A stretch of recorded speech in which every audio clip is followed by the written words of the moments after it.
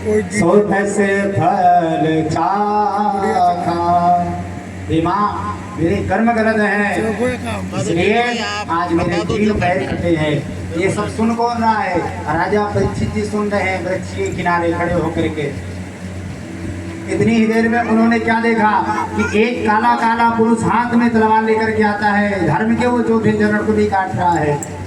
इतनी देर में राजा परीक्षित पहुंच गए। भैया कौन हो तुम? हाथ जोड़ करके खड़ा हो गया। मैं हूँ कलियुग। उसके पैर क्यों काट रहे हो? अपने राज्य से आपको भगा देंगे, जाओ यहाँ से चले जाओ। कलयुग कहता है सरकार कहाँ जाओ, हर जगह तो आपका ही राज्य है। राजा परीक्षित ने तब जाकर के कलयुग को 3 जगह दिया था। बोले जाओ, जिस घर में शराब पी जाती हो जगह जगह उस घर में निरंतर तुम रहना जाना ही। जिस घर में मांस खाया जाता हो कभी मत जियो, वहाँ से हमेशा रहियो आए घर में।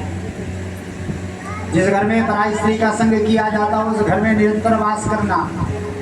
कलयुग ने सोचा कि आप 3 जगह मुझे दिए हो, कम से कम कोई अच्छी जगह तो दे दो।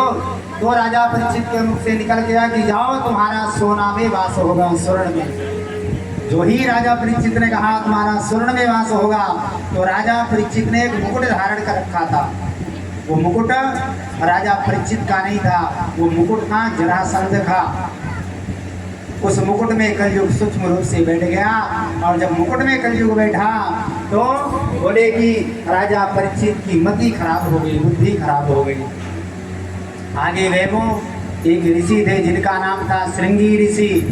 उनके गले में उन्होंने एक मरा हुआ सर्प डाल दिया और उनके पुत्र ने उनको श्राप दिया कि जाओ, तुम्हें बड़ा अभिमान है तो तुमने मेरे पिता के गले में मरा हुआ सर्प डाला है।